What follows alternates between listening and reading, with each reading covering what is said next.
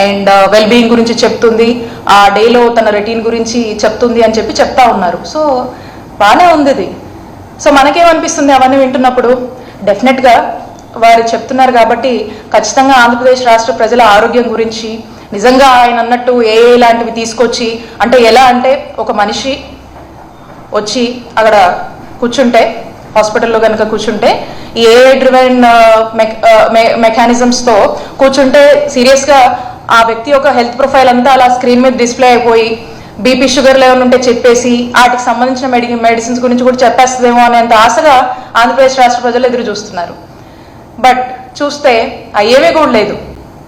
ఏంటంటే ఒకటే విధానం, ఒకటే పద్ధతి, ఒకే ఒక ఆలోచన, పీపీపీ మాడ్యూల్, ప్రైవేటైజేషన్.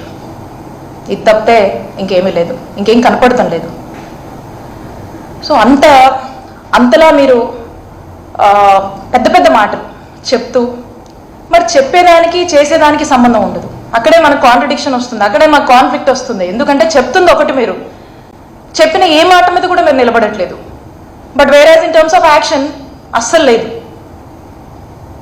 ఇదే మోసం నడుస్తూ ఉంది, ఇదే మాయం చేస్తూ ఉన్నారు. ఈ రోజున మనం చూస్తున్నట్టయితే ఎన్నో అంశాలు ఉన్నాయి. ప్రతి దాంట్లో ప్రతి సెక్టర్ గురించి మనం మాట్లాడచ్చు. But I'm talking about health and especially medical colleges.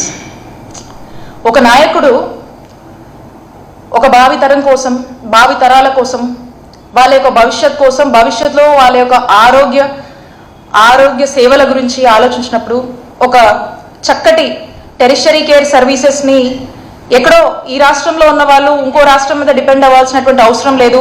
నా రాష్ట్ర ప్రజలు దేశంలో ఉన్నటువంటి ఇతర రాష్ట్రాల కన్నా మిన్నగా ఈ రాష్ట్రంలో వైద్య సేవలు నేను కల్పించాలి అనేటువంటి ఒక దూరపు దృష్టితో, ఒక గుడ్ ఫోర్ఫ్రంట్ వ్యూతో ఆలోచించినప్పుడు, ఒక 1000 మైళ్ళు వేగంగా ఆలోచించినప్పుడు, ఒక మైల్తో మనం మొదలు పెట్టాలని చెప్పి ఒక స్టెప్తో మనం మొదలు పెట్టాలి, మనం అంత ఫోర్ఫ్రంట్ వ్యూతో మనం ఆలోచిస్తున్నప్పుడు అనే దానికి ఒక ఆలోచనకు శ్రీకారం చుట్టాలనేటువంటి ఒక ఆలోచన చేసి రాష్ట్రంలో, నాకు తెలిసి దేశంలో ఎక్కడ ఎన్నడూ లేనటువంటి ఒక గొప్ప ఆలోచన, ఏ రాష్ట్రం కూడా చేయనటువంటి సాహసం మన నాయకుడు జగన్మోహన్ రెడ్డి గారు, జగనన్న ప్రభుత్వంలో వారు వచ్చినటువంటి మొట్టమొదటి రోజు నుంచి కూడా ఒక గొప్ప ఆలోచన చేసి రాష్ట్రంలో 17 గవర్నమెంట్ కాలేజీలు తీసుకురావాలనేటువంటి ఒక గొప్ప ఆలోచన చేసి సుమారు 8,500 కోట్ల బడ్జెట్ని దానికి కేటాయిస్తూ 3 ఫేజెస్గా వీటిని డివైడ్